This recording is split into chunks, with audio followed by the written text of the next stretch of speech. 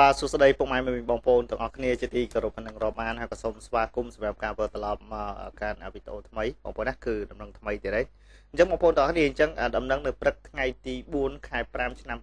2026នេះបើសិនជាបងប្អូនចង់ដឹងថាមានដំណឹងមានរឿងរ៉ាវអ្វីកើតឡើងទៀតនោះតោះបងប្អូនទាំងអស់គ្នាយើងទៅតាមដានទស្សនាវីដេអូជាមួយអេដមីនទាំងអស់គ្នាថាតើនៅក្នុងវីដេអូនេះតើមានព្រឹត្តិការណ៍អ្វីទៀតហើយតើមានដំណឹងអ្វីទៀតដែលចង់ចែកជូនបងប្អូនទាំងនេះទោះជាដំណឹងតើបងប្អូនទាំងគ្នាឥឡូវយើងទៅតាមដានទស្សនាជាមួយអេដមីនទាំងអស់គ្នាបងប្អូនណាអ្នកដែលលោតទឹកស្លាប់ខ្លួននៅស្ពានជ្រោយចង្វា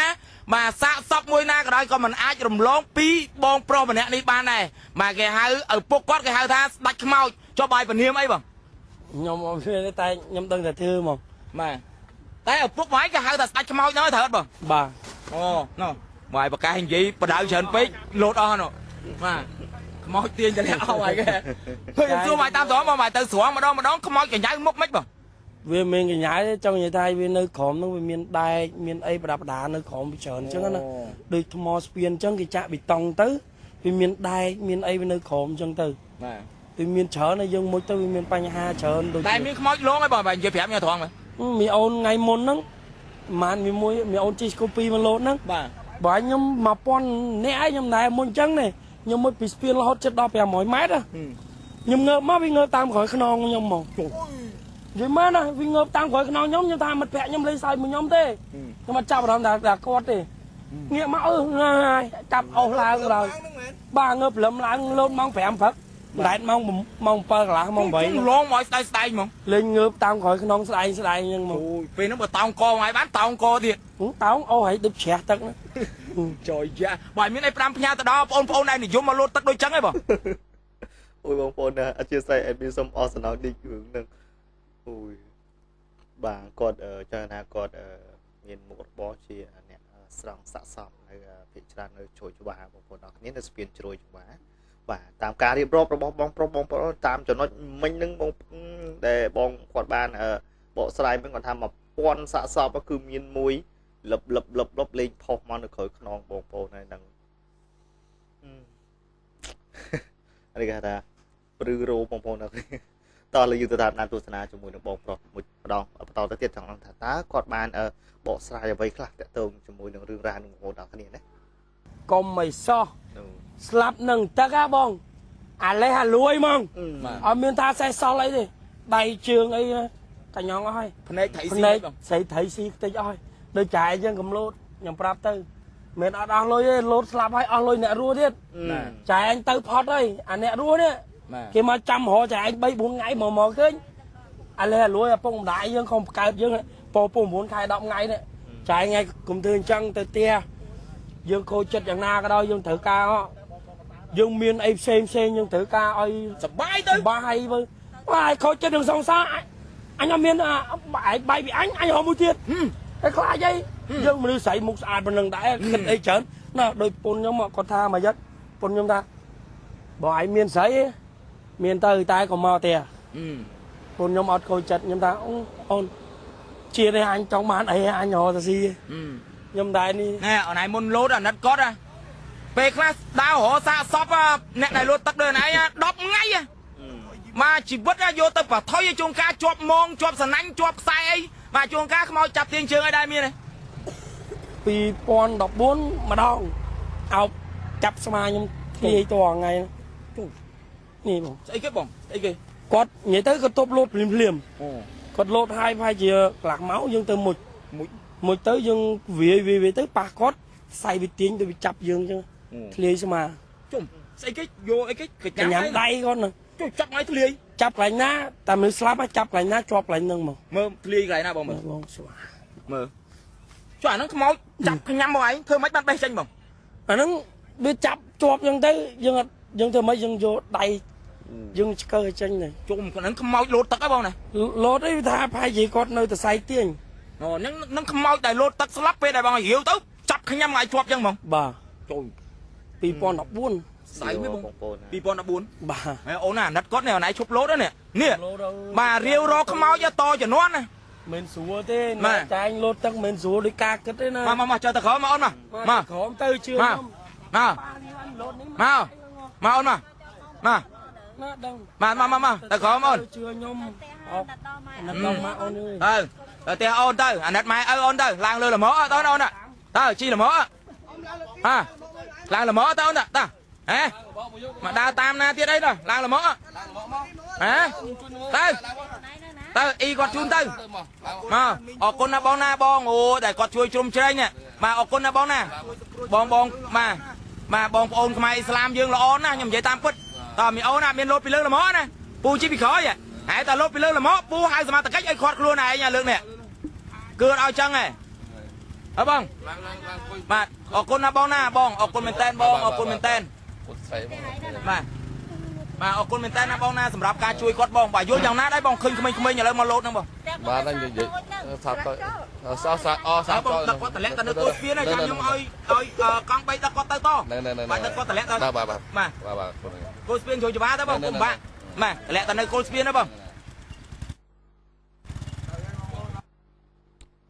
បាទនៅបងប្អូនទាំងគ្នាអញ្ចឹងនៅក្នុង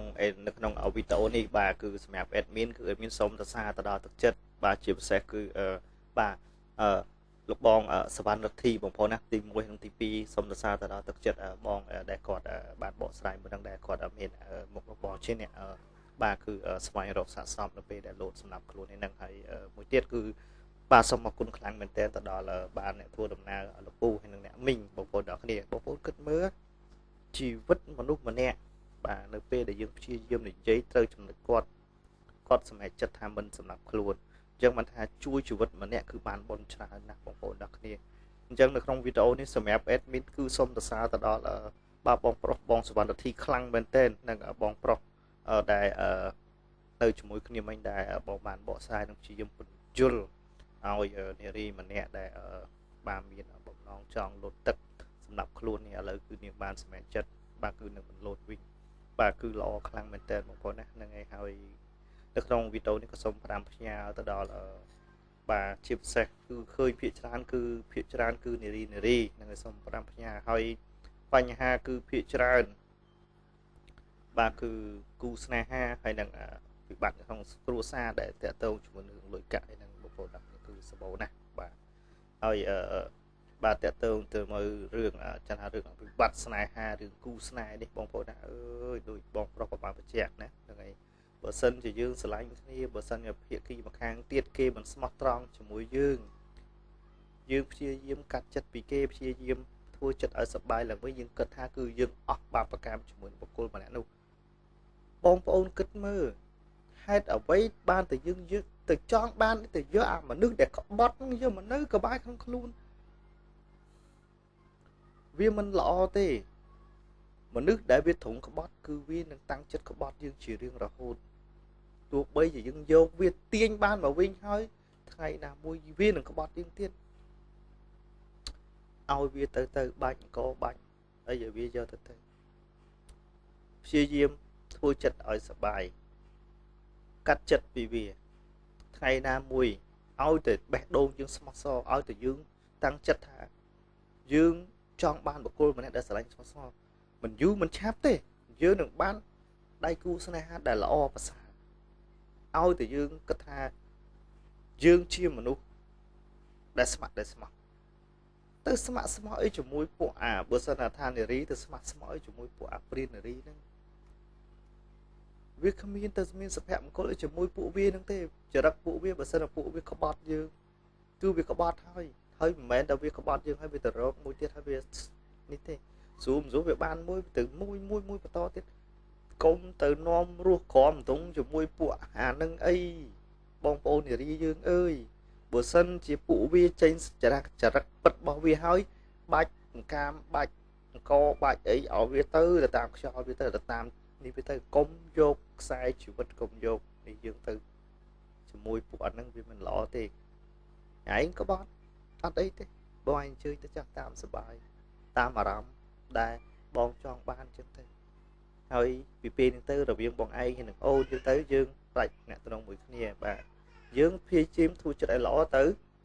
រកដៃគូស្នេហាថ្មីទៀតឬក៏យើងរងចាំបន្តិចទៅមិនយូរមិនឆាប់យើងនឹងបានគូសកលឬគូស្នេហាដែលស្មោះត្រង់ដូចគ្នានៅពេលហើយគឺជីវិតដែលល្អប្រសើរនឹងកើតមានឡើងបងប្អូនណាហ្នឹងគឺបែបហ្នឹងណាយើងកុំអីបន្តិចសម្រាប់ខ្លួនស្អីបន្តិចសម្រាប់ខ្លួន មិនល្អទេអាណិតដល់ពុកម្ដាយដែលលោកខំបង្កើតយើងខំចាំបីបាច់យើងបងប្អូនហ្នឹងហើយយើងអាណិតទៅដល់ពួកគាត់ហើយដូចបងប្រុសបានបញ្ជាក់ហ្នឹងយើងអ្នកស្លាប់ទៅគឺស្លាប់ហើយប៉ុន្តែអ្នកដែលនៅវេទនានោះគឺអ្នកដែលរស់ហូបដូចជាឥឡូវពុកម្ដាយក៏ត្រូវចំណាយពេលមកស្វែងរកយើងប្រហែលថ្ងៃទៅមកទៅរកឃើញបងសេវាថ្លៃរកសពថ្លៃអីស្វែងរកសពអីផ្សេងយកយើងទៅធ្វើបន់មកតង់ទៀតហត់នឿយណាស់យើងស្លាប់ម្នាក់កុំស្មានថា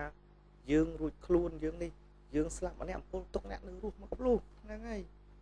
ធ្វើចិត្តឲ្យល្អប្រសើរយើងជិះមិនផុតទេសេចក្តីស្លាប់តែកុំស្លាប់បែបហ្នឹងឲ្យស្លាប់ឲ្យមានន័យឲ្យវាស្លាប់ដល់ចំណុចណាមួយដែលយើងគិតថាវាអស់ពេលវេលាសម្រាប់យើងកុំអញ្ចឹងមិនល្អតែបងប្អូនទាំងនេះហើយតើតើការចូលរួមរបស់ admin មានចំណុចបាទប៉ះពាល់អារម្មណ៍ឬក៏មានចំណុចណាដែលលឹះលុះខ្វះខាតក៏សូមអធិស្ឋានឲ្យទោសចឹងក្នុងវីដេអូនេះគឺមានតែប៉ុណ្្នឹងចូលចែកទៅកាន់បងប្អូនទាំងនេះយើងសង្ឃឹមថាយើងជួបគ្នានៅវីដេអូថ្មីៗក្រោយទៀតអរគុណ